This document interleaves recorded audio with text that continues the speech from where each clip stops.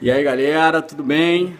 Vamos lá, temporariamente aqui, agora sim, né? Só para avisar o pessoal aí para fazer essa migração, né?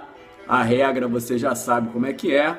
Você entra aí no Periscope, senta o dedo aí nesse coração, né? Faz ele bater forte, chama os seus amigos, porque aqui realmente o jogo é pesado, não é para iniciante, não é para faixa branca, né?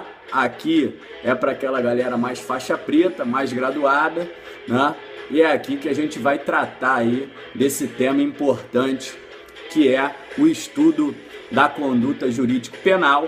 Já quero cumprimentar aí o meu grande amigo que entrou aí, professor Luiz Marcelo, né? Meu colega, delegado de polícia aqui do Rio de Janeiro e excelente professor. Siga aí o professor Delta RJ Luiz Marcelo. Fez uma live excepcional ontem, abordando aí a doutrina do professor Peter Harbler, né? E a situação, né, da sociedade aberta aos intérpretes da Constituição, né? Eu tive a honra, né, de assistir uma palestra ao vivo do professor Peter Harbler na Universidade de Buenos Aires, onde ele tratou justamente desse tema, né? O professor Peter Harbler, ele trabalhou para mim muito bem dois temas, o tema da sociedade aberta aos intérpretes e o tema também do conceito negativo da dignidade da pessoa humana. Acho que são as duas maiores influências na minha formação do professor Peter Harbler, tá? Então, vamos lá, galera. A gente teve um problema, né, no Periscope, né? Essa semana eu recebi muitos e-mails de alunos, né? Professor, não consigo assistir a retransmissão, o que aconteceu? E aí eu entrei em contato com o Periscope, vi que a minha própria conta também eu não conseguia, né, abrir a retransmissão. Tentei solucionar junto à equipe técnica do Periscope, que mesmo à distância me deu uma atenção muito grande, mas infelizmente a gente não conseguiu resolver por enquanto. Parece que agora esse problema já está sanado, mas aquela aula ela está perdida. Então, em razão disso, muitas pessoas não assistiram aquela aula ao vivo, outras assistiram com problema, e quem ficou para assistir a retransmissão não conseguiu. Então a gente vai voltar nesse tema, vai retomar esse tema, porque é realmente um tema muito importante nessa nossa jornada no direito penal, né? A nossa proposta aqui é essa, é manter um conteúdo gratuito, né, para vocês, manter um conteúdo de direito penal e de processo penal totalmente gratuito, né, para que a gente @prof. Carlos Rangel, @prof. Carlos Rangel, né? Sigam lá que vocês vão encontrar esse novo perfil, né, um perfil temporário, depois a gente volta para aquele outro, né? De qualquer forma, também já bati um papo aí com o professor Montes, conversei hoje. O professor Montes é o nosso guru tecnológico, né? E ele me deu algumas dicas, né, de como fazer aí um canal também no YouTube e deixar essas aulas já gravadas lá no canal do YouTube, que é mais seguro, né? Que é mais seguro para assistir todas essas retransmissões, né? Então, vamos lá, galera, vamos chamar aí os seguidores, né, para esse novo perfil, porque é hora da gente começar a aula, né? E esse tema realmente é um tema muito importante. Eu me lembro muito bem, né, quando da minha formação aí, né, quando do meu curso de doutorado na Universidade de Buenos Aires, eu me recordo do professor Zaffaroni fazendo uma comparação da teoria do delito a um edifício, né? E naquela oportunidade o professor Zaffaroni ele já disse, olha, se nós compararmos a teoria do delito a um edifício, certamente a conduta é o alicerce desse edifício, né? Então, é por isso que a gente vai estudar a conduta jurídico-penal e vai situar ela hoje como como elemento gravitacional da teoria do delito, certo? A gente vê, é muito comum, a gente vê em manuais, né? Os alunos da graduação, né, que começam o estudo de direito penal por aqueles manuais mais tradicionais, a gente vê que o manual ele pula logo para o fato típico, né? Ele, quando começa a teoria do delito, ele vai para o fato típico, aí começa a estudar a ação, nexo de causalidade e resultado, né? Ou seja, ele não estuda a conduta, quando na verdade a conduta está num nível pré-típico, e é isso que a gente vai ver nesse momento. O fato da conduta estar situada nesse momento pré-típico, né? Ou seja, antes de ser submetido a esse sistema de filtros inteligentes que são a tipicidade, a antijuricidade e a culpabilidade, tá? Então vamos lá, galera, vamos pegar duro aí, vamos jogar pesado? Então vamos lá, espero que agora a gente não passe para os problemas que passamos, né? Antes de começar, eu queria cumprimentar a minha querida amiga, minha maravilhosa amiga que está aqui me prestigiando, que é a professora Tayane Moraes, que é a melhor professora de Direito Constitucional do Brasil, evidentemente depois da minha outra amiga e minha professora Flávia Pelvezan. Não, acho que depois da Flávia, a Tayane vem aí, né, sendo a segunda melhor, vamos colocar assim. Mas sigam aí a professora Tayane Moraes, né? É uma professora excelente, uma professora comprometida, muito estudiosa, que tem uma didática sensacional. Os meus alunos adoram a professora Tayane Moraes, né? E não é à toa que ela vem despontando nesse cenário jurídico brasileiro como um dos maiores expoentes, né, do direito constitucional, né?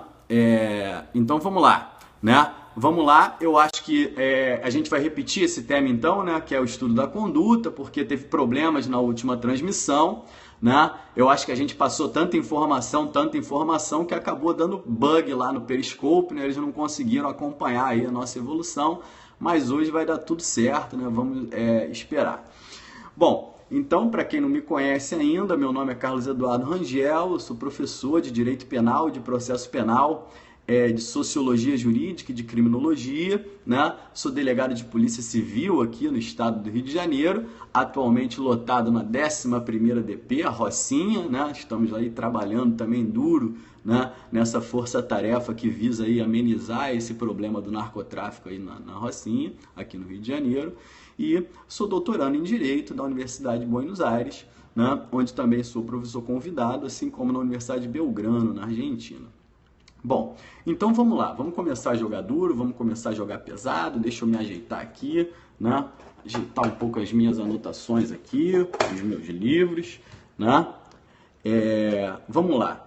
Então tá, como eu sempre faço no início das minhas aulas, eu tenho que me centralizar e situar na cabeça de vocês o tema, então por isso a gente monta umas justificativas, né? Professor, por que a gente vai estudar a conduta jurídico-penal? Qual é a importância de estudar a conduta jurídico-penal?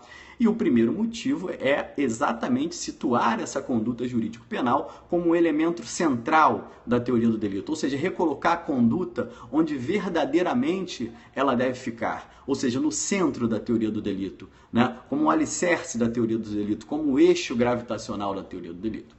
Lá naquele encontro passado, que nós estudamos direito penal, ela está disponível aí para vocês, nós estudamos as dimensões conceituais do fato punível, né? E eu alertei a vocês que muito provavelmente, né, quando você aprendeu lá na graduação, né, em direito, ou mesmo no cursinho preparatório, né, quando você foi instado a aprender o conceito de crime, o professor virou para você e falou: olha, o crime é um fato típico, antijurídico e culpável, né? E aí você passou a reproduzir esse conceito de crime, né? E aí, naquela aula lá, nós abordamos todas as dimensões do fato punível e chegamos à conclusão que esse conceito que você recebeu nada mais é do que o conceito dito analítico, né? E ele pertence a uma dimensão do fato punível, que é a chamada dimensão operacional. E essa dimensão operacional, ela só tem uma serventia no direito, né? Ela serve como norte para o estudo e o desenvolvimento do próprio direito penal, né? Pois bem, então, essa estratificação, né, que o delito recebe, ela nada mais é do que um sistema de filtros inteligentes, né? Esses filtros inteligentes, eles impedem a manifestação excessiva do poder punitivo do Estado, delimitando a sua interferência no sistema constitucional de liberdades públicas. Então, antes da gente avançar, a gente precisa corrigir esse defeito, que é muito comum do aluno, né, acerca do conceito estratificado, acerca do conceito analítico, né? O aluno, ele tem na cabeça dele que o crime é um sistema de encaixes, né? É uma estrutura integrada. O professor vai lá, desenha aqueles degrauzinhos, né, no quadro negro, ensinando, e fala lá: o crime é aqui, ó, primeiro degrau, fato típico, depois o segundo degrau, a ilicitude, e no terceiro degrau, a culpabilidade.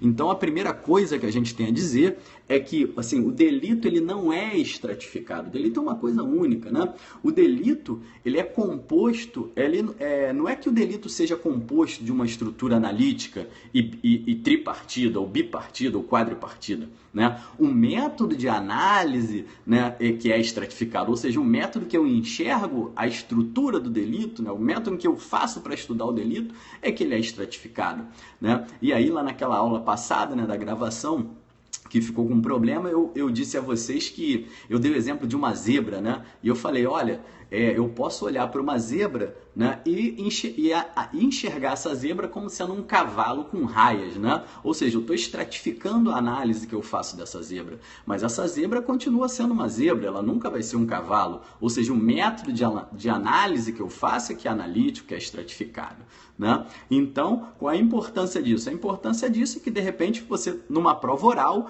né, o examinador te pergunta, candidato, qual é o conceito de crime? Aí você entrega para ele o quê? Você entrega aquela resposta pronta, aquela resposta fast food, aquela resposta que, inclusive, está em 80% dos manuais que você leu, e o que acontece? Você não recebe a pontuação adequada porque você não situou o conceito de crime de uma forma mais estruturada, o conceito de crime de uma forma mais integrada, como deve ser, e entregou para ele uma resposta pré-pronta, tá? Então, é dessa forma que a gente tem que analisar a teoria do delito a partir de agora, né? E a gente vai começar fazendo isso olhando para a conduta, né? Nós vamos olhar para a conduta e enxergar a conduta e analisar a conduta através desse sistema de filtros inteligentes da teoria do delito. E chegamos à conclusão que essa conduta, e aí, a partir desses filtros de inteligência, nós vamos ver se essa conduta corresponde ou não corresponde a um delito.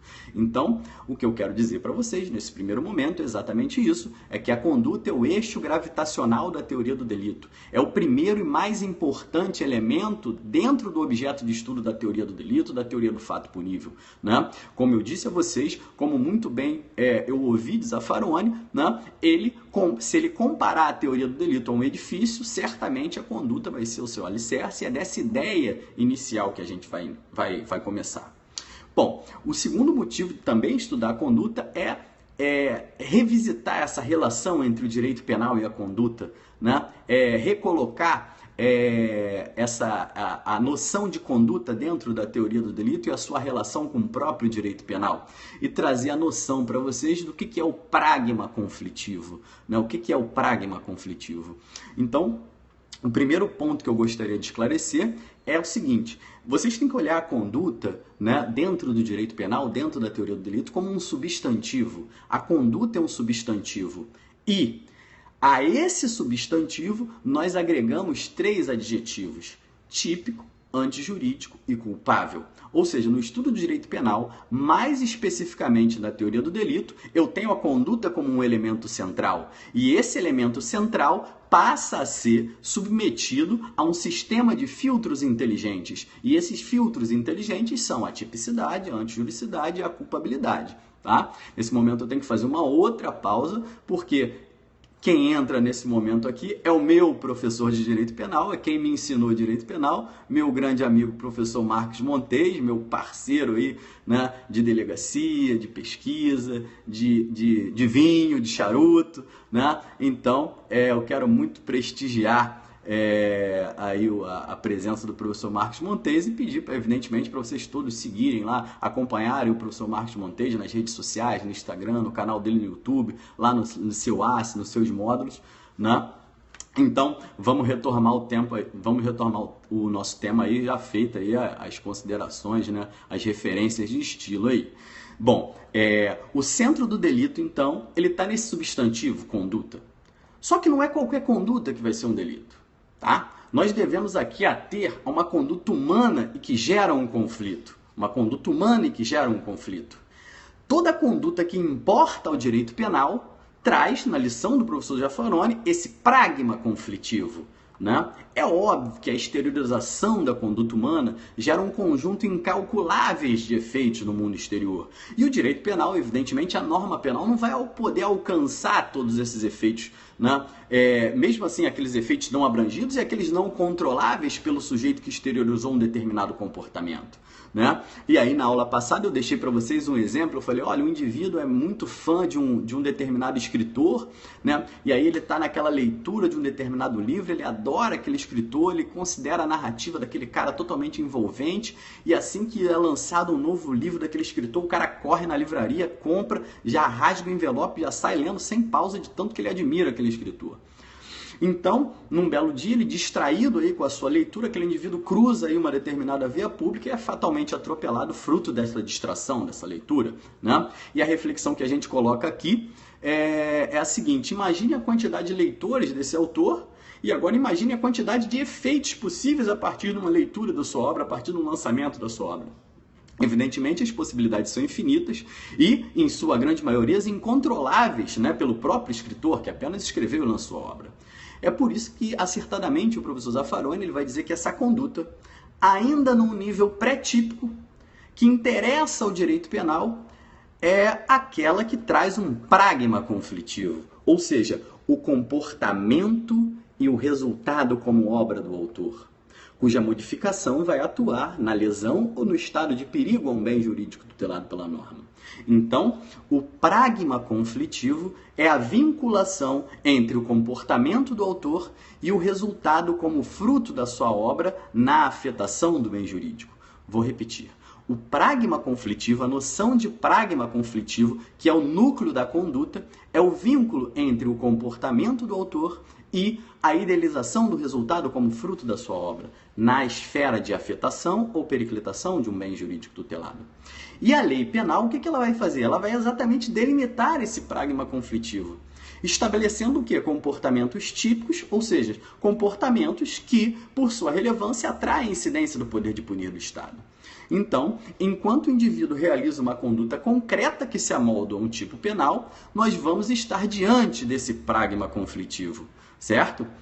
E aqui a gente tem uma observação importante a fazer entre essa relação entre o fato típico, a norma penal, a lei penal, né? Que apesar de estar mais afeta a teoria da norma, eu acho pertinente fazer já nesse momento, né? O indivíduo que realiza esse comportamento, ele realiza o tipo. E por isso, quando ele realiza o tipo, ele viola a norma. Ele não viola o tipo penal. Ele viola a norma, o conteúdo do tipo. Então, a norma penal, né, esse conteúdo lá dentro do tipo penal, é um ente lógico e necessário para entender o próprio alcance do tipo penal. Certo?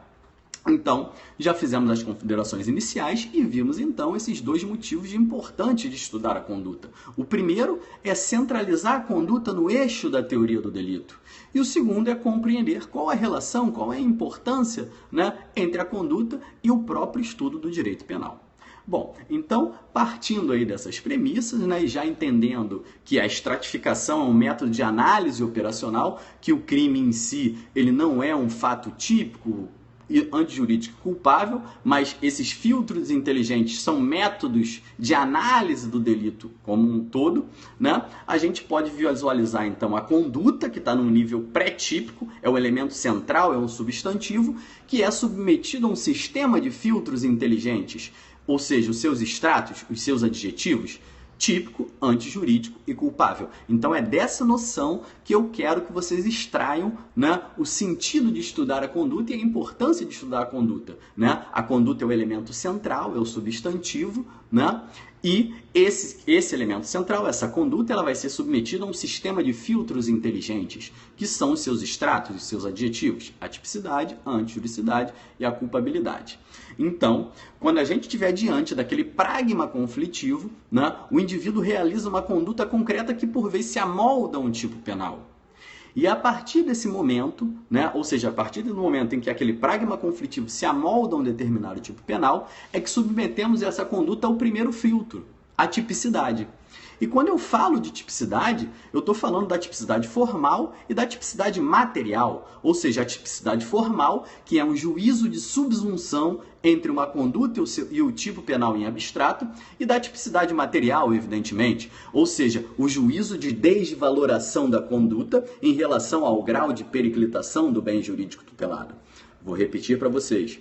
No momento em que eu tenho aquele pragma conflitivo, para ver se ele é um tipo, para ver se ele é um delito, se aquele pragma corresponde a um delito, eu submeto aos filtros de inteligência. E o primeiro filtro é a tipicidade. Quando eu falo de tipicidade, eu falo basicamente de duas formas de tipicidade. A tipicidade formal, que nada mais é do que um juízo de subsunção da conduta ao tipo penal em abstrato, e a tipicidade material, que é um juízo de desvaloração dessa conduta em relação ao grau de periclitação a um bem jurídico tutelado. De toda forma, existem condutas que, mesmo constituindo um pragma conflitivo, a lei, e mesmo passando por esse filtro da tipicidade, a lei vai conferir uma permissão para a sua realização em razão de determinadas circunstâncias. E é isso que a gente denomina de antijuricidade, ou justificação, ou ilicitude. Essa conduta, então, ela é típica, mas resta justificada pela própria lei. Ela pode ser ela é permitida pela própria lei. E aqui a gente está diante do segundo filtro lógico, que é a antijuricidade. Assim, se não há nenhuma permissão, aquela conduta ela passa a ser típica e antijurídica. E nesse momento a gente chega a um novo conceito, que é o conceito de injusto penal. Ou seja, eu peguei aquela conduta, passei pelo primeiro filtro da tipicidade, tipicidade formal e tipicidade material, passei para o segundo filtro, não existe nenhuma permissão, ou seja, aquela conduta é típica e antijurídica, e aí eu cheguei num outro conceito, ou seja, a fusão da conduta típica e antijurídica me chega ao conceito de injusto penal, certo? Por fim, a gente chega a um terceiro filtro, que é o terceiro adjetivo que a gente agrega ao substantivo conduta, que é a culpabilidade. Então, quando eu tenho um fato típico e antijurídico, eu estou diante de um injusto penal e a ele se acresce o quê? Um juízo de reprovação pessoal do agente. E esse juízo de reprovação pessoal do agente, que é também o terceiro filtro, recebe o nome de culpabilidade. Então, dessa forma, eu não posso, por exemplo, considerar reprovável a conduta de um indivíduo que é, por exemplo, um louco, né? Ou também uma conduta de alguém que está em um erro inevitável, em um erro invencível. Né? E o que eu quero deixar claro para vocês é para saber se eu estou diante ou não de um delito, eu devo, sob o ponto de vista operacional, realizar essa análise estratificada. Eu devo submeter a conduta a esses filtros inteligentes, a tipicidade, a antijuricidade e a culpabilidade. Porém, antes de realizar essa análise, e é aí que está o centro da nossa aula, eu tenho que olhar para o substantivo, que é a conduta. Por isso a conduta é o elemento central da teoria do delito, certo? E aí o que a gente vê é um erro dogmático dos manuais, né, que partem para o estudo direto do fato típico sem estudar a conduta, certo? Onde a conduta é esse substantivo, certo? Bom, então, feitas aí essas considerações iniciais, né, nós vamos partir para o primeiro tópico, que é o próprio estudo da conduta. Tá? Aqui é muito importante fazer a primeira observação, o seguinte, esse conceito de conduta humana, né, naturalmente, ele deriva do próprio ser humano. Né? E esse conceito está lá na Declaração Universal dos Direitos do Homem há muito tempo, certo? Mas o que eu quero deixar claro para vocês e explicar, de um ponto de vista mais teórico, né, é que ele é um conceito ôntico, ele não é um conceito jurídico. Professor, o que é isso? Ele é um conceito ôntico. O conceito de conduta ele é relativo ao próprio ser humano. Ele não é uma construção jurídica, certo? Matar alguém, por exemplo, essa conduta de matar alguém, ela é uma conduta que é do próprio ser humano. Ela não é uma construção jurídica.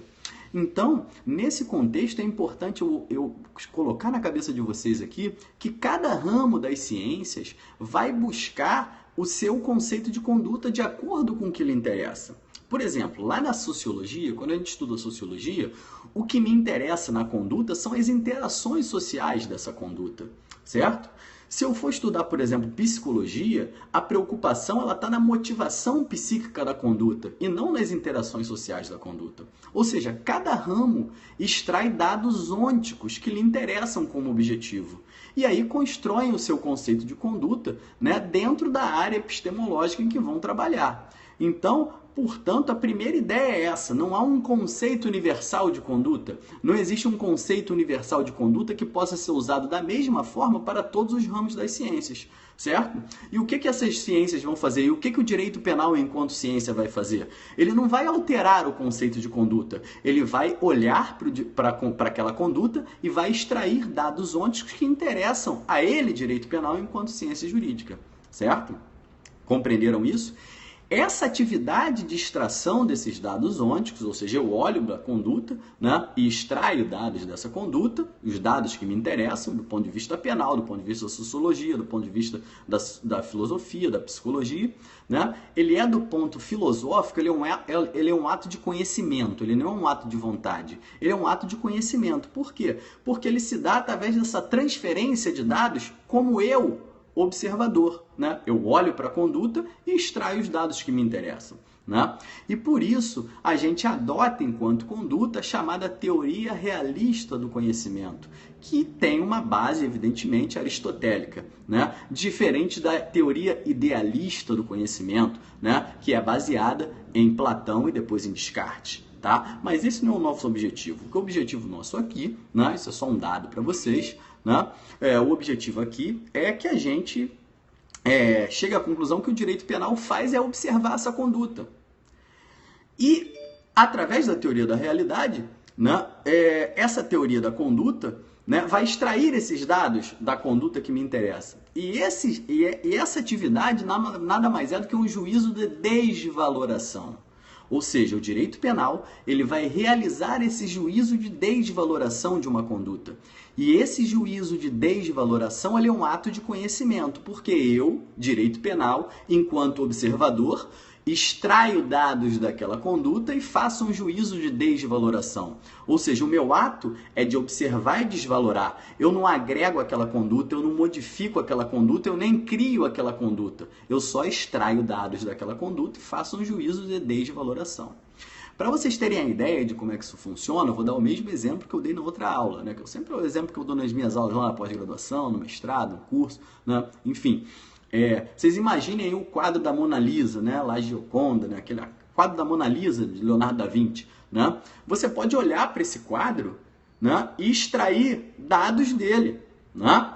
Ou seja, você pode realizar um juízo de desvaloração estético desse quadro e falar, pô, eu acho esse quadro belíssimo, fantástico.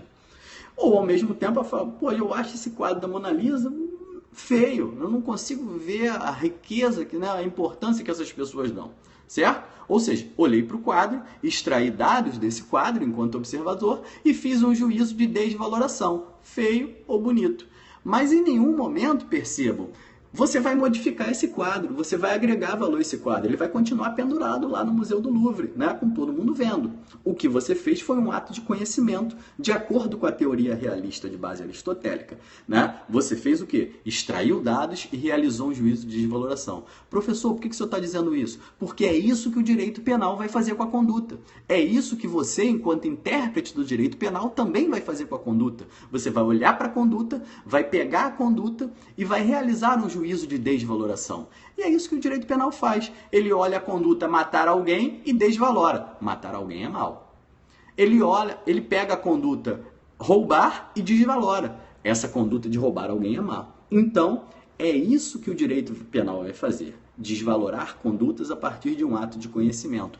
Então, o que o direito penal pretende ser é o quê? Uma ordem reguladora de condutas. Então, de acordo com essa teoria, né, o direito penal, que é a teoria base da conduta como ato de conhecimento, o direito penal ele vem ser isso, ele vem ser uma ordem reguladora dessas condutas. Agora preste atenção, né? O núcleo existencial dessa conduta é a sua estrutura ôntica. Nós já vimos isso, é a estrutura ôntica, né? Ou seja, que vem do próprio ser. E o conceito dessa estrutura, ele é ontológico. Por quê? Porque ele pertence àquele ser. Ele não é uma invenção, ele não é uma agregação. Portanto, nós estabelecemos sobre a conduta um conceito ôntico-ontológico. Esse conceito ôntico-ontológico, evidentemente, ela corresponde a um conceito consensual e corrente que a gente vai realizar, que o direito penal vai realizar de certas condutas humanas, né? Então, o que eu pretendo esclarecer, e o que vocês têm que ficar claro na cabeça de vocês para entender daqui para frente, é que o direito penal ele agrega um desvalor jurídico a uma conduta. Ele não vai criar condutas, pois ele não altera a estrutura ôntica da conduta. Pelo contrário, ele respeita esse conceito ôntico-ontológico da conduta e agrega a ele um juízo de desvaloração. Então, o que o direito penal pretende fazer é regular a conduta. Então, qual a importância disso? A partir disso, professor, o desvio penal não pode ser outra coisa senão uma conduta. Ora, se o conceito de conduta é o ôntico-ontológico, que respeita a própria conduta, eu não crio conduta, eu não agrego, não modifico, não agrego valor à conduta, o que eu faço é observar a conduta e fazer um juízo de desvaloração. Então, se o direito penal se ele pretende regular essas condutas, todo tipo penal não pode ser outra coisa senão uma conduta. Ou seja, o pragma conflitivo, o elemento central dessa conduta, decorre da violação entre a conduta e o resultado como obra do autor. Ou seja, o centro da conduta vai ser o que o professor Zaffaroni chama de pragma conflitivo, ou seja, a vinculação dessa conduta e o resultado como obra do autor, né? O resultado idealizado, né? O que lá no direito penal alemão recebe o nome de Ergebnisarbeit. Ergebnisarbeit é o resultado do autor como obra. E isso tem uma indicação importante, que o direito penal é um direito penal de fato. Inevitavelmente, o poder punitivo ele tende a converter, né, por uma questão de seletividade, evidentemente, algumas situações ao direito penal do autor, né? E aí você passa a ter aquele sistema de perseguição do inimigo, né, e passa a buscar condutas típicas dele, né? E com isso você passa a construir um sistema baseado em tipos chamados de tipos policiais e não de tipos legais, né? Então, a construção desses tipos penais serve para definir a atuação e a contenção do poder punitivo do Estado, bem como essa delimitação valorativa da esfera do proibido, não é? Então, considerando que o direito penal, o conceito de conduta, decorre desse pragma conflitivo, é nesse momento que vai aparecer um princípio básico e elementar, né? Que é o princípio do nullum crimen sine conduta. Esse princípio é o princípio elementar, é uma garantia elementar do sistema penal. É o nullum crimen sine conduta. Ora, se nós vimos que o direito penal ele pretende ser uma ordem reguladora de condutas e vimos que, por consequência disso, todo tipo penal não pode ser outra coisa que não uma conduta, eu tenho um princípio básico, uma garantia elementar que vai dar uniformidade para esse sistema, que é o princípio do nullum crimen sine conduta. A eliminação desse princípio nullum crimen sine conduta permite a criminalização de qualquer coisa. Se eu afastar o nullum crimen sine conduta, eu posso criminalizar pensamento, posso criminalizar atitude interna, eu posso criminalizar desejo não expressado, eu posso criminalizar uma qualidade pessoal e por aí vai. Então, esse princípio do nullum crimen sine conduta é a garantia elementar da teoria do delito, né? E existe um brocardo que expressa muito bem essa questão, que é o cogitatio non laedere. Cogitatio non laedere, ou seja, o simples pensamento não pode delinquir, o que dá ensejo à criação de um outro conceito dentro do direito penal, que é o direito à perversão, né? Portanto, reconhecendo aí que o nullum crimen sine conduta é essa garantia elementar e fundante do próprio sistema penal, eu chego agora à conclusão: se a gente quer ter um sistema penal uniforme, se a gente quer ter um sistema penal coerente, se a gente quer ter um sistema penal compatível com o nosso projeto democrático, que está lá na Constituição, construir uma sociedade livre, justa e solitária, é o nosso projeto democrático, a gente deve conferir a esse princípio toda a importância sistêmica que ele merece, certo? Então, feita essa consideração, Qual seja, que o princípio do nulo crime, ensino e conduta é a garantia central, é a garantia elementar do sistema penal, a gente pode analisar algumas situações que a gente tem hoje que são incompatíveis juridicamente com essa garantia, né? E são várias situações. E eu vou escolher, evidentemente, as duas principais, as duas circunstâncias principais que colocam em xeque, que desconstroem o princípio do nulo crime, ensino e conduta. A primeira questão, evidentemente, é a responsabilização penal da pessoa jurídica. E a segunda é o direito penal do inimigo. Então, a gente passa aí a trabalhar essas duas circunstâncias como formas excepcionais de desconstrução do princípio do nulo crime, ensino e conduta, certo? Então, a primeira questão aí que eu vou enfrentar é a questão da pessoa jurídica. E aí eu pergunto para vocês, vem cá, o que você acha? A pessoa jurídica, ela pode cometer um delito? A conduta de uma pessoa jurídica é uma conduta humana? Responsabilizar penalmente uma pessoa jurídica por um delito é compatível com um nulo, um crime, ensino e conduta? Para alcançar a compreensão desse tema, eu preciso situar vocês na origem da responsabilidade penal da pessoa jurídica.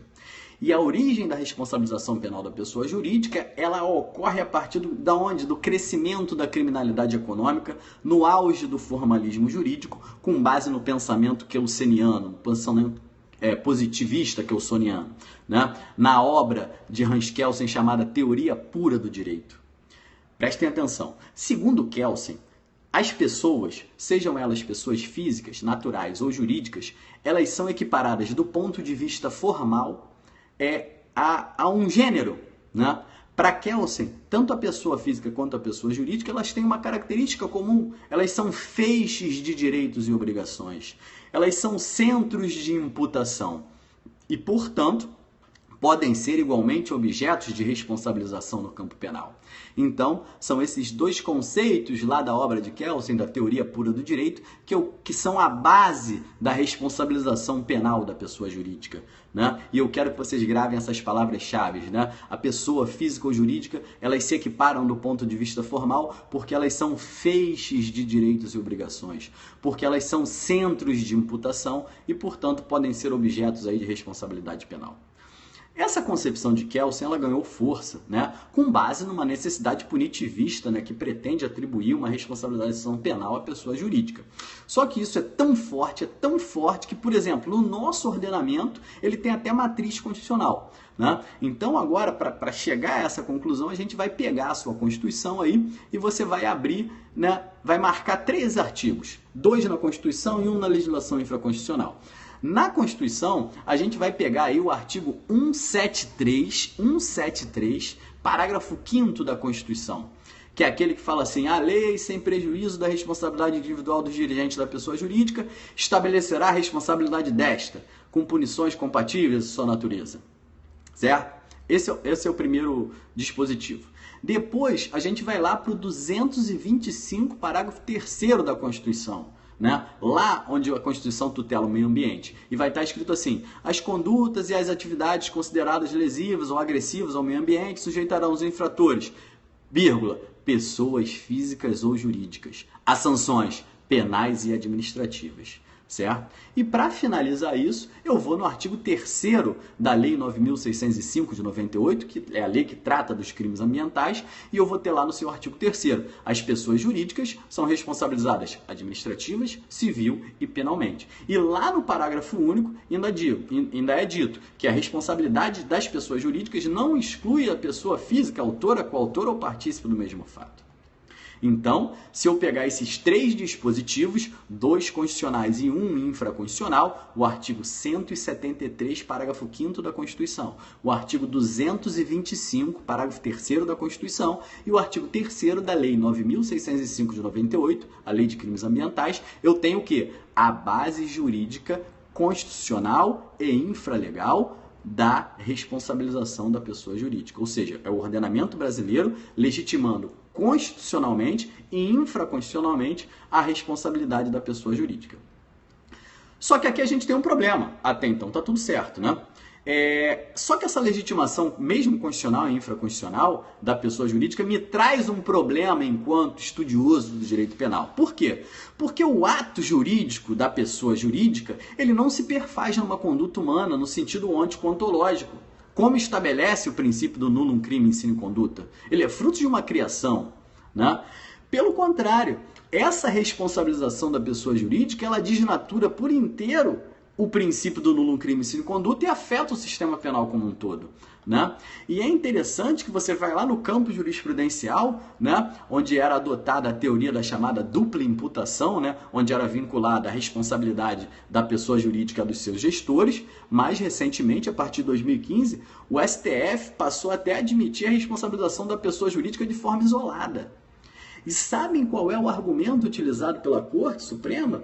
É que a complexidade estrutural de algumas empresas, né, com múltiplas atribuições, com múltiplas responsabilidades, né, dificulta imputar, individualizar o fato ilícito a uma determinada pessoa.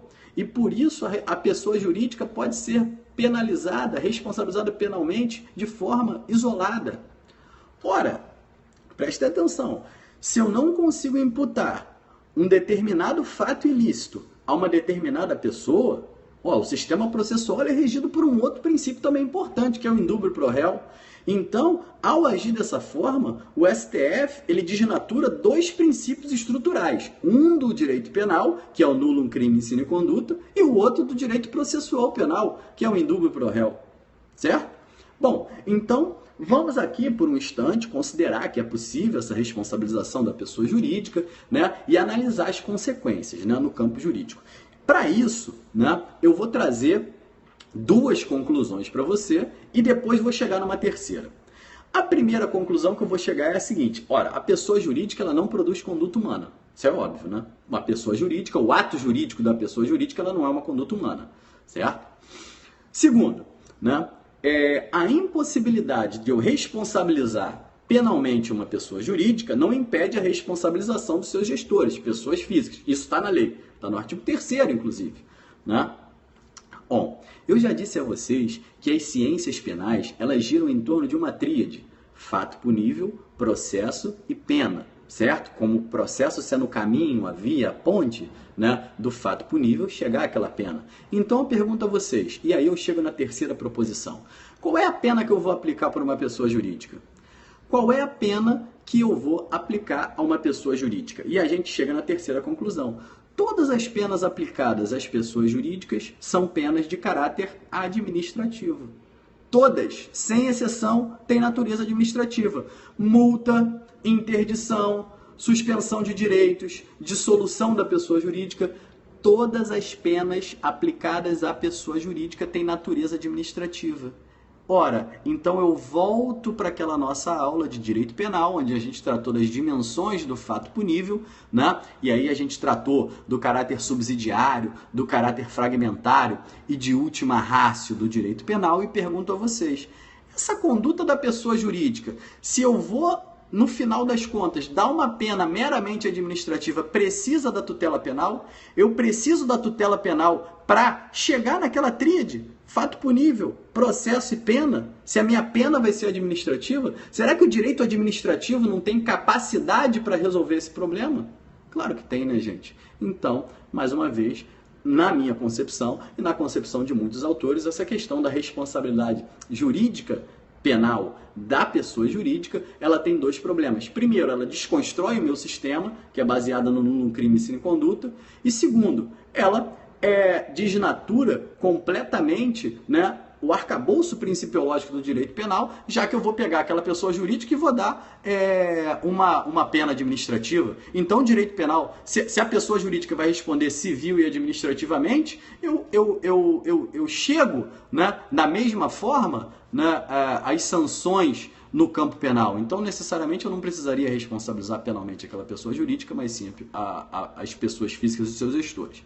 Tá? Então essa é a primeira ideia, né? A incompatibilidade da responsabilização penal da pessoa jurídica com o princípio do nulo crime sine conduta, mesmo tendo essa matriz constitucional, mesmo tendo essa matriz infralegal, né? É um tema muito espinhoso, é um tema muito ardiloso, né? E eu creio que isso ainda vai vir a aparecer aí em concurso. Eu espero uma virada aí nessa ótica. O segundo aspecto também trata de uma desconstrução do princípio do nulo crime sine conduta, um aspecto que vocês conhecem bastante, que é o aspecto ligado ao chamado direito penal do inimigo, né? O badalado direito penal do inimigo. Só que o direito penal do inimigo ele tem um grande problema porque ele é muito falado, ele é muito citado, né? Mas ele é pouco estudado, né? E aí, o que eu acho interessante de citar é que muitos estudantes, né, muitos doutrinadores também, né, indicam que a origem do direito penal do inimigo está em Jacobs, né, o que é uma grande ilusão. Evidentemente que ao longo do seu trabalho, Günther Jacobs, né, ele realiza muitos estudos nesse tema, mas ele não é o pai do direito penal do inimigo, né? Isso eu queria deixar bem claro e já queria fazer a menção aqui que Jacobs tem uma obra belíssima de teoria do delito, né? Uma obra bem estruturada, uma obra rica, uma obra densa, fruto de seus trabalhos de pesquisa, né? E de maneira nenhuma eu vou deixar aqui que Jacobs seja manchado, aí, ou seja, rotulado até de forma pejorativa como o pai do direito penal do inimigo, certo? Mas é evidente que ao longo do seu trabalho ele trabalhou muito, né, essa dimensão do direito penal do inimigo, né? Mas a verdadeira origem do direito penal do inimigo está lá no direito penal, está lá no direito romano, né? Onde surgiram duas figuras, né? A figura do inimicus e a figura dos hostis, né? Só para vocês terem uma ideia, o inimicus, né, era o inimigo pessoal, né? E o hostis era o inimigo político. E dessa concepção de inimigo político surgiram duas figuras, o hostis alienígenas, que era o inimigo político estrangeiro, né? E o hostis judicatus, que era o inimigo interno, que era o inimigo que representava perigo ao poder interno, né? Mais tarde, ainda trataram desse tema muitos doutrinadores, né? Garófalo, Thomas Hobbes, Kant, John Locke, Feuerbach, Carl Schmitt, até chegar a Jacobs, né? Ou seja, então muita gente aí boa, né, trabalhou essa ótica do direito penal do inimigo. Mas qual o grande problema, professor, do direito penal do inimigo em relação ao nulo crime sine conduta? Bom, o grande problema do direito penal do inimigo está na própria eleição do inimigo, né? Ou seja, você atribui um grau de periculosidade, né, que é determinado pelo juízo da pessoa que é detentora de poder. Se eu sou detentor de poder punitivo, eu vou eleger quem é o inimigo. E isso é muito perigoso. Eu estou afastando o princípio do nulo crime sine conduta. E essa eleição, essa escolha do inimigo, ela só tem um objetivo: exercício diferenciado do poder punitivo. Eu quero direcionar o meu poder punitivo para determinada pessoa, né? Por isso, a aplicação do direito penal do inimigo, ela também vai desnaturar esse princípio do nulo crime sine conduta, na medida em que eu altero o eixo gravitacional da teoria do delito. Ela deixa de ser um direito penal do fato e passa a ser um sistema penal do autor, do inimigo, né? Nesse caso, a personalidade subjetiva do autor é que vai passar a ser o objeto da censura e não a sua conduta, certo? Na sua obra, Roxin, citando Zimmermann, ele diz que uma das primeiras perguntas que a sociedade tem que fazer é qual o tipo de direito penal nós queremos, né? Se é um direito penal baseado no autor ou se é um direito penal baseado no fato, né? Se eu quero olhar para que o direito penal tutele condutas ou se ele tutele personalidade, né? Então, o direito penal do autor, o direito penal do inimigo, né, ele vai fazer essa alteração, ele vai tirar a conduta como eixo da teoria do delito e vai trazer a personalidade do agente, e é esse que vai passar a ser o objeto da censura penal. Então, são essas duas questões que eu vejo como principais hipóteses de desconfiguração do princípio do nulo crime sine conduta, enquanto garantia elementar e fundante da própria teoria do delito, né? Então, tecidas essas considerações, agora a gente tem que delimitar o estudo da conduta, e aqui eu já faço um alerta no que diz respeito à análise estratificada, né? O exame da conduta a gente faz em nível pré-analítico, ou seja, o exame da conduta ele está anterior à tipicidade, anterior à justificação e anterior à culpabilidade. Isso é sempre importante recordar. Ou seja, a conduta é o eixo central da teoria do delito e eu submeto a conduta àqueles filtros inteligentes que são a tipicidade, a justificação e a culpabilidade. Então vejamos, essa terminologia, né, utilizada para delimitar a conduta, ela é muito aleatória, né? E aí a gente se depara com vários significantes, né? Principalmente na língua portuguesa, que ela é muito rica, né? A gente passa a ter ato, ação, fato, comportamento, desvio, né?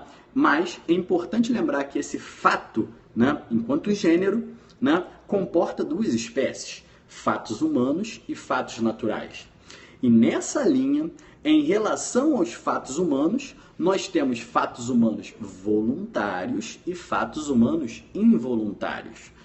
E, mais precisamente, é esse fato humano e voluntário que vem a ser a conduta como elemento ontológico que interessa ao direito penal. É o fato humano e voluntário.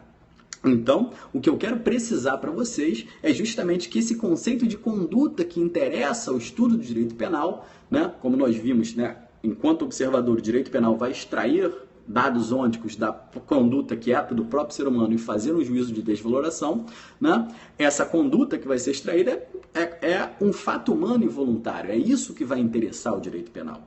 E essa voluntariedade, ela obviamente ela vai agregar um valor jurídico penal à conduta, né? E atuar na materialização, na realização do próprio princípio nullum crimen sem conduta, certo? E a partir de agora, evidentemente, a gente passa a ter que analisar essa voluntariedade como um elemento da própria conduta, né?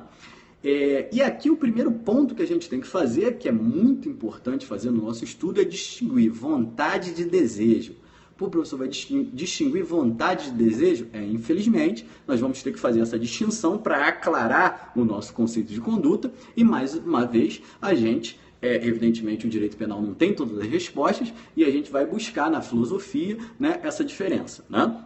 Basicamente, nós vamos a Heidegger, né? E Heidegger tem um conceito muito bom, né, de diferenciação dessa voluntariedade. Ele fala o seguinte, é muito fácil.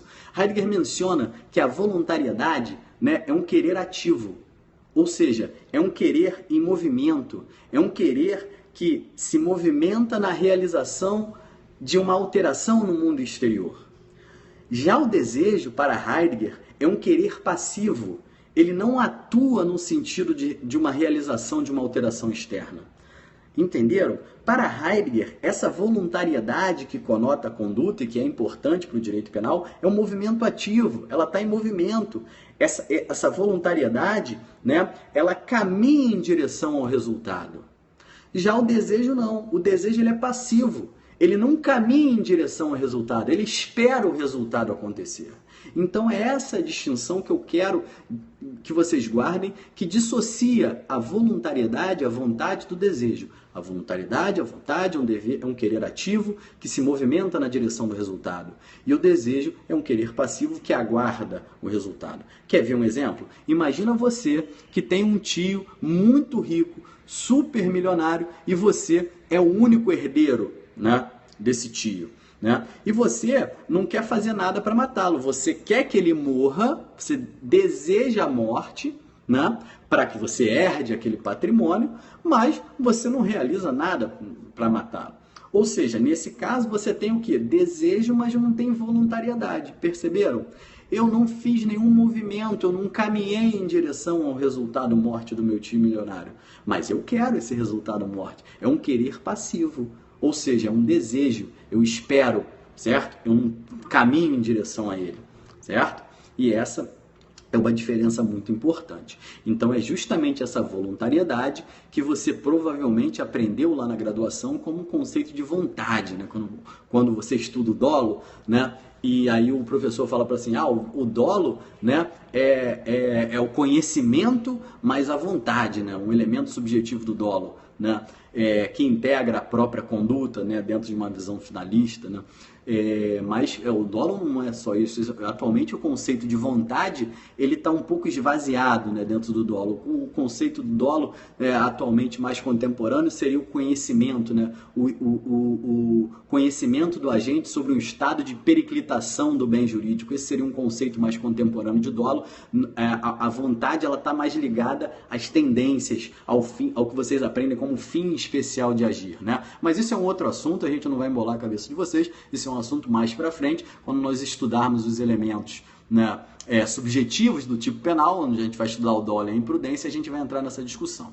Bom, o que eu quero esclarecer aqui é que essa voluntariedade que conota a conduta, né, a conduta que interessa ao direito penal, já que o querer passivo ela não está diretamente ligada à conduta, né, essa voluntariedade ela tem um outro ingrediente, que é a finalidade, né? Ou seja, toda voluntariedade implica numa finalidade. Poxa, se eu falei que para Heidegger, né, a voluntariedade é um querer ativo, é um movimento, é um caminho que busca um resultado final, a finalidade passa a ser o quê? O conteúdo dessa vontade. E ele é um ingrediente, né? A finalidade é o conteúdo, é um ingrediente dessa vontade, dessa voluntariedade. Então, é a partir desse ingrediente que surge a chamada teoria final da ação, e a teoria final da ação vai pautar a sua trajetória superando uma outra teoria, que é a teoria causal da ação, né? É quando Welsel vai superar, né, o modelo de von List, de Belling, né? Mas esse também é um outro tema, é um segundo momento do estudo que a gente vai estudar logo adiante, quando a gente estudar as teorias da ação. A ação está dentro do fato típico, está dentro do filtro tipicidade, e é lá que a gente vai estudar a teoria da ação. Aqui a gente está no momento pré-típico, estamos estudando a conduta, certo? Mas só para vocês entenderem como é importante o estudo de conduta, né? Como a conduta tem em si a voluntariedade e o conteúdo dessa voluntariedade é a finalidade, porque vimos que ela é um querer ativo, que ela é um caminho, que ela é uma busca de um resultado final. Por isso nós temos a teoria final da ação, o finalismo de Welsel, que é estruturada em cima desse elemento, que supera aquela teoria causal de von List, de Belling, como a ação desvalorada, né? Bom, então a gente viu aqui o conceito de conduta, nós vimos aqui os elementos e a sua relevância do estudo dogmático do direito penal, vimos a conduta como sendo um elemento gravitacional da teoria do delito, né? E agora a gente vai passar a um segundo ponto da nossa aula, que é também muito importante, que é a estruturação da conduta. Vamos entender como é que essa conduta está estruturada. E é muito simples, é muito fácil, né? Mas isso vai nos permitir avançar.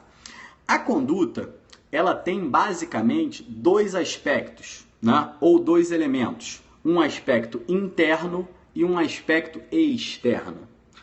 O aspecto interno dessa conduta é aquele onde há a idealização de um fim, como vimos, né? O querer ativo, a finalidade, a idealização de um fim, a proposição de um fim. E para chegar nesse fim, chegar nesse movimento, que Heidegger dizia, né, eu tenho que fazer, além de propor um fim, além de idealizar um fim, eu tenho que selecionar os meios para a obtenção desse fim.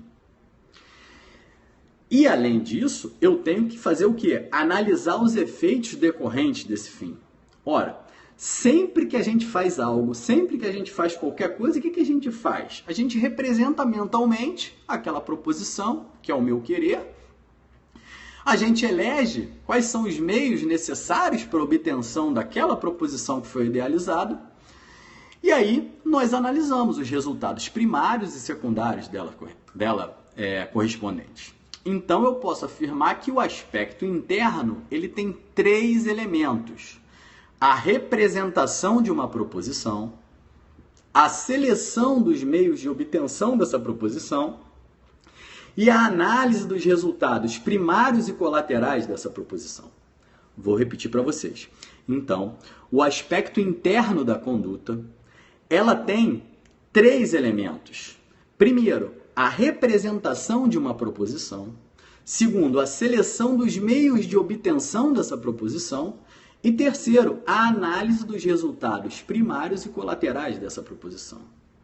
Encerrada essa etapa interna, a gente passa para quê? Para o aspecto externo, que é o quê? A exteriorização dessa conduta. E a exteriorização dessa conduta nada mais é do que essa marcha de causalidade na direção protetiva do resultado. Então eu tenho o aspecto interno, com a proposição do fim, a seleção dos meios para obtenção desse fim e a análise dos resultados primários e colaterais desse comportamento, Feito isso, eu passo para o aspecto externo da conduta, que é a exteriorização da conduta. E essa exteriorização da conduta nada mais é do que o desencadeamento dessa marcha causal, dessa marcha de causalidade na direção produtiva, né, o querer ativo daquele resultado. Então, por exemplo, vamos dizer que você fez um planejamento para uma viagem. O meu sonho é conhecer Nova York. Né? Então, você vai idealizar aquela viagem para Nova York, né? No sentido de, né? Por que eu quero ir para lá, o que eu vou fazer lá, né? Eu estou fazendo assim a representação da proposição. Depois você vai selecionar os meios para chegar em Nova York, né? Como é que eu vou? Vou de avião, vou de navio, vou fazer um cruzeiro, como é que vai ser a parte terrestre, né? Ou seja, eu estou selecionando os meios de obtenção desse resultado. E por fim, eu vou analisar os efeitos, né, dessa proposição. Né? Quanto é que eu vou gastar de dinheiro, né? Vou fazer um seguro viagem, onde é que eu vou me hospedar, ou seja, eu vou analisar os resultados primários, quanto tempo eu vou ficar, os resultados primários e colaterais. Esse é todo o aspecto externo. E a partir daí, quando eu exteriorizo aquele meu planejamento, ou seja, quando eu, né, efetivamente tomo um avião e inicio aí a minha jornada rumo a Nova York, eu exteriorizo a minha conduta, e esse é o aspecto interno. Né? Então... é um método comparativo só para vocês entenderem bem como funciona e transportar isso para o estudo da conduta. Então, feita essa separação e entendido o aspecto externo, o aspecto interno e o aspecto externo da conduta, eu posso afirmar que essa conduta constitui uma sucessão de etapas pré-programadas, certo? Ou seja, idealização, seleção dos meios, análise dos resultados e exteriorização, ou seja, uma seleção pré-programadas, né? Uma seleção de etapas pré-programadas. E aí foi realizando um diálogo, né, entre as ciências biofísicas, né, principalmente com base no campo da cibernética, que primeiro Welzel e depois Roxin, Zaffaroni, né, vão trabalhar um outro conceito do direito penal, a antecipação biocibernética do resultado. A antecipação biocibernética do resultado. Professor, o que é antecipação biocibernética do resultado? A antecipação biocibernética do resultado, ela nada mais é do que aquele outro termo que todo mundo conhece, chamado de ação final. Né? O que Welzel chama na sua obra de ação final, Roxin e Zaffaroni vão chamar de antecipação biocibernética do resultado. E o que isso revela? Ele revela que aquela conduta jurídico-penal, essa conduta que a gente está estudando, ela decorre de uma sucessão de etapas previamente representadas, a partir da quê? Da idealização, da antecipação do seu resultado. Por exemplo, eu quero matar o meu desafeto, né? Então, o que eu faço? Eu idealizo a minha proposição. Pô, como é que eu vou matar esse cara? A morte simples? Não, morte cruel, né? Morte cruel, né? Vamos selecionar os meios. Como é que eu vou matar? Vou matar com tiro? Vou matar com uma arma de fogo? Com enforcamento? Com um gás venenoso? De surpresa? À noite? Em um local? Qual o meio de fuga? Eu seleciono ali os meus meios de obtenção do resultado. E depois eu doso os efeitos, analiso os efeitos primários e colaterais. A morte vai ser instantânea? Ele vai sofrer? E se ele tiver com alguém, eu vou matar essa pessoa que está com ele também? Certo? Eu faço todo o aspecto interno. Eu pré-programo esse aspecto interno. E num segundo momento eu parto para a exteriorização. E então é justamente essa pré-seleção dessas etapas sucessivas que proporcionam a antecipação do resultado desejado, é que Zaffaroni, Roxin, vão chamar de antecipação biocibernética do resultado. Olhar a conduta como uma sucessão de etapas pré-programadas que idealizam um resultado. Pois bem, seja qual for a nomenclatura atribuída, a ação final ou antecipação biocibernética do resultado, que inclusive já caiu em concursos aí da Magistratura Federal, né, do MPF, né, essa nomenclatura ela sempre está aparecendo, antecipação biocibernética do resultado, resta induvidoso que essa estrutura, né, esse conceito, essa estrutura ôntica da conduta é que deve ser levada em consideração pelo sistema penal. Né? E a partir desse paradigma estrutural surge uma outra controvérsia muito grande na teoria do delito que diz respeito à localização do nexo de causalidade e do resultado. Por exemplo, se um atirador deseja causar a morte do desafeto e dispara contra esse desafeto, ferindo fatalmente, eu tenho o quê? Eu tenho um resultado morte ocasionado pelo disparo desse atirador. Ora, esse vínculo, esse elo de ligação entre a conduta do atirador e o resultado morte, ele recebe um nome, nexo de causalidade. E a questão que se posta controvertida é a seguinte: para alguns autores, como por exemplo o próprio Welzel, o resultado e o nexo de causalidade, eles estão na conduta. E o seu estudo está em nível pré-típico, já que a conduta integra essa sucessão de etapas pré-programadas, pré-selecionadas, ou seja, a antecipação biocibernética do resultado. Para outros autores, como por exemplo para Maralk, o resultado e o nexo de causalidade, eles operam em nível típico, ou seja, dentro do próprio fato típico. É dentro do fato típico que você estuda o nexo de causalidade e o resultado.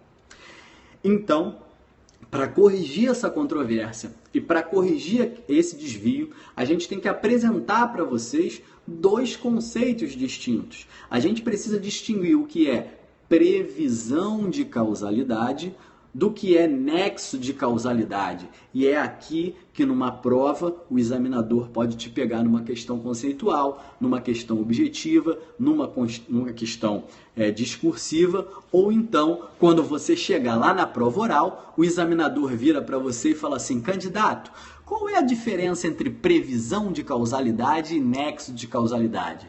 E aí você tem duas saídas, né? Ou senta e chora, nesse momento você não mete a mão no copo d'água, que você vai pegar, vai tremer e vai derramar em você, tá? Né? Ou você responde, ou você enfrenta, ou você deixa a desejar aí, perde esse ponto precioso no seu exame oral. Mas vamos explicar.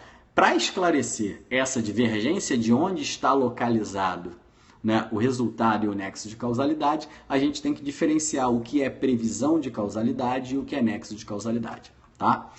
A previsão de causalidade, ela se refere a uma causalidade que é futura, a representação do resultado, a seleção dos meios, a análise dos efeitos diretos, primários e colaterais, e por isso ela integra a conduta, ela está em nível pré-típico, certo? Por isso é previsão de causalidade. O nexo de causalidade é uma causalidade passada, quando o delito ele já aconteceu, a conduta já aconteceu. Então, o que eu tenho é uma causalidade passada, uma causalidade histórica, após a exteriorização do ato. Portanto, ela não integra a conduta, ela integra o estudo do fato típico. Entenderam? Bom, então eu tenho o conceito de previsão de causalidade. Quando eu falo de previsão de causalidade, eu estou falando da conduta, eu estou falando da antecipação biocibernética, eu estou falando de uma causalidade futura, né? Eu não exteriorizei o ato ainda. Quando eu estou estudando a conduta, eu estou em nível pré-típico, né? Depois que eu vou submeter ela àqueles filtros inteligentes. O nexo de causalidade, ele se refere a uma causalidade que já aconteceu, uma causalidade passada, certo? Uma causalidade histórica, após a exteriorização do ato. E aí, sim, ela não integra o estudo da conduta, ela integra a conduta, evidentemente, do próprio fato típico, certo? E aí diversos autores, né, que não reconhecem que o nexo de causalidade integra a conduta, mas sim a previsão de causalidade, eles tentaram alcançar uma terminologia que englobasse de uma vez só conduta, nexo, resultado. Conduta, nexo e resultado, certo? Por exemplo, lá na doutrina italiana a gente tem a palavra evento, né? Aqui no Brasil a gente tentou usar a palavra fato, por isso que vocês estudam lá fato típico. O fato típico seria a conduta, o nexo e o resultado, não é isso? Aí vocês estudam lá a ação, o vínculo de causalidade e o resultado, certo? Na Argentina e na Alemanha, né, existe uma outra palavra que eu já falei aqui para vocês, que é um termo mais adequado, que é a palavra pragma. Pragma tem origem grega, né? E o pragma significa justamente isso, a conduta e o resultado que dela deriva. Por isso, quando o Zaffaroni fala em pragma conflitivo, né? Pragma conflitivo, ele está englobando a conduta, o nexo e o resultado, e não a previsão de causalidade, o nexo de causalidade e o próprio resultado dessa marcha causal, né? Então, esclarecido esse ponto, essa diferenciação que é muito pertinente, ainda não apareceu ainda nos concursos, mas vai aparecer com certeza. A gente tem que destacar que esse conceito de conduta, né, em sentido ontológico, ele dá essa validez ao sistema penal, né? E ele serve de base para a caracterização de todos os tipos penais. Por exemplo, eu tenho os tipos dolosos, né? Os tipos penais dolosos, eles se fundam em quê? Eles se fundam na proibição de uma conduta, tendo como elemento central o que? A proibição da ocorrência do resultado. Ou seja, a proibição do desencadeamento dessa marcha causal na direção do fato típico, né? A morte de alguém no homicídio, a lesão da propriedade no roubo. O tipo doloso, ele proíbe essa conduta com foco no resultado da conduta, certo? Com foco na ocorrência do resultado. Já os tipos imprudentes, o que vocês conhecem aqui no Brasil como crimes culposos, né, como tipos culposos, e quando a gente chegar lá no estudo da imprudência, a gente vai fazer essa diferenciação, porque que é mais correto falar imprudência do que culpa, mas esse é um outro tema também, né? Esses tipos culposos, imprudentes, eles se fundam na proibição de condutas não em relação ao resultado, mas em relação à seleção dos meios. Ora, quando a gente projeta uma conduta, a seleção dos seus meios ela está adstrita a um dever de cuidado. Dessa forma, esses tipos culposos, esses tipos imprudentes, eles buscam proibir um resultado final danoso, não que esse resultado tenha sido idealizado. Sim, o professor Cirino usa a imprudência, o professor Juarez Tavares também, o professor Maurício Dieter, o professor Luiz Greco, que é um termo mais correto. Perfeita observação. Esses tipos imprudentes, eles buscam produzir um resultado final como um efeito colateral, não em razão da proposição daquele fim, mas em razão de uma forma defeituosa da seleção dos meios. Ou seja, o defeito do tipo imprudente, o defeito do crime culposo, ele está na seleção do meio. Eu selecionei o mau meio de chegar a de exteriorizar essa conduta e, por isso, violei um dever objetivo de cuidado. E aí, isso leva não à perseguição de um resultado. Quem comete um crime imprudente, um crime culposo, ele não persegue aquele resultado. Ele seleciona mal o meio e chega a um resultado colateral danoso, um resultado que deveria ser evitado conforme a norma penal. E esse efeito colateral danoso é que vai dar origem à imprudência. E é nesse efeito colateral secundário danoso que vão estar a imprudência e o dolo eventual. Então eu vou diferenciar a culpa consciente do dolo eventual a partir desse elemento comum, qual seja um efeito colateral, um efeito secundário que deriva dessa conduta. Por isso é importante a estruturação da conduta, certo? Os tipos chamados de tipos de ação vão descrever uma conduta que é proibida, né? Já os tipos de omissão da ação descrevem um mandato, uma conduta devida, um fazer obrigatório, cujo descumprimento é que vai atrair a incidência da intervenção penal. Então, a gente vê que toda essa evolução dogmática da conduta, o seu conceito, a sua estrutura, é muito relevante para a estruturação do direito penal e, mais precisamente, para a teoria do delito. E você, partindo desse conceito ontológico de conduta, você tem o princípio do nullum crimen sine conduta como garantia elementar de todo esse sistema, e ele vai estruturar muito bem todos os tipos dolosos, os tipos imprudentes, os tipos de ação e os tipos de omissão da ação, que são a base do nosso direito penal, certo? Então, eu vou encerrar aqui essa transmissão. No próximo encontro, né, o tema é muito denso, no próximo encontro a gente vai estudar basicamente as situações referentes, né, à ausência de conduta. Né? Então, a gente vai diferenciar a interrupção da consciência, da perturbação de consciência. A gente vai tratar da força irresistível interna e da força irresistível interna, não da coação, da força irresistível interna, força irresistível externa. A gente vai tratar dos automatismos, né? A gente vai tratar das chamadas ações em curto-circuito, a gente vai tratar das ações automatizadas e semi-automatizadas, né? Das ações instintivas, das ações reflexivas, das ações instintivas de afeto.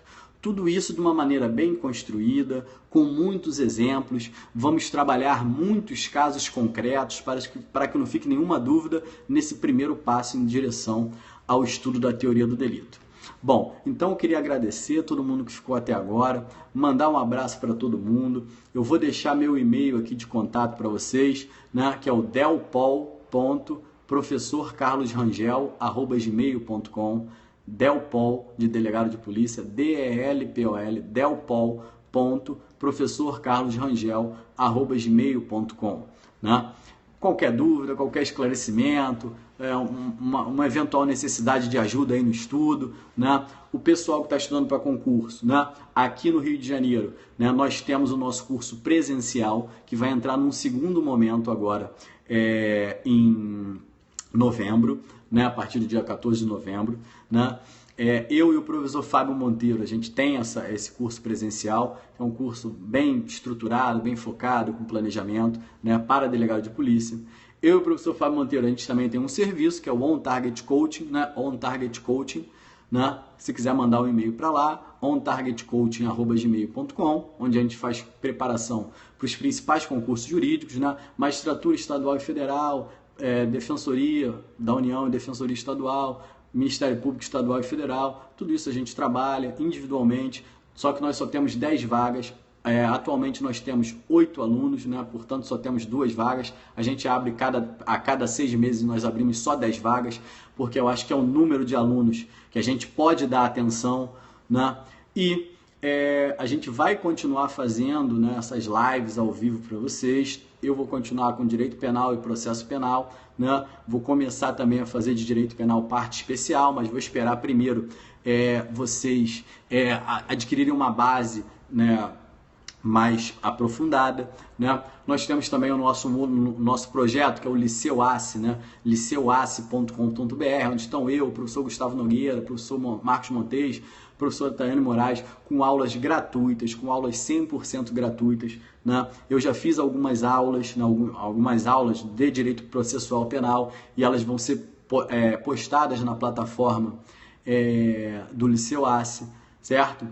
Então, gente, é isso. Muito obrigado aí pelo carinho, muito obrigado, parabéns aí por vocês continuarem. Assim, estudar é muito difícil, né? Como se escreve aqui, Liceu ACE? liceuace, tudo junto, .com.br, né? Joga lá no Google o que você acha. Muito obrigado, muito difícil, né, esse caminho de estudar, né? A gente tem essa trajetória de estudo, essa trajetória de comprometimento, né, de procurar transmitir para vocês um conhecimento mais sólido, um conhecimento mais aprofundado. Ninguém aqui é dono da verdade, evidentemente. A gente quer trazer para vocês um estudo do direito penal de uma forma crítica, de uma forma reflexiva, onde todo mundo possa pensar o direito penal e possa, com isso, oxigenar o direito penal, fugir um pouco, né, daquela lógica dos manuais, fugir também daquela estruturação engessada, né, dos cursinhos preparatórios, né, daquelas videoaulas, né, daquelas dicas óbvias. A gente tem que sempre buscar um conhecimento mais profundo, um conhecimento diferenciado, um conhecimento principalmente reflexivo, que questione, que reflita, né? É isso que a gente vai a partir daí que a gente vai ter um futuro melhor, né, uma qualidade de vida melhor, uma construção de um conhecimento jurídico melhor, e isso eu considero muito importante, tá? Então, um beijo grande aí para vocês, até a próxima. O e-mail é delpol.professorcarlosrangel@gmail.com, DEL de delegado, POL de polícia, delpol.professorcarlosrangel@gmail.com. Muito obrigado a todos aí pela paciência, pela companhia. Nas próximas lives, convidem os seus amigos, né? Vamos aí fazer uma união muito grande. Existem muitos professores aí comprometidos com o ensino de qualidade, e é isso que a gente vai buscar. Forte abraço!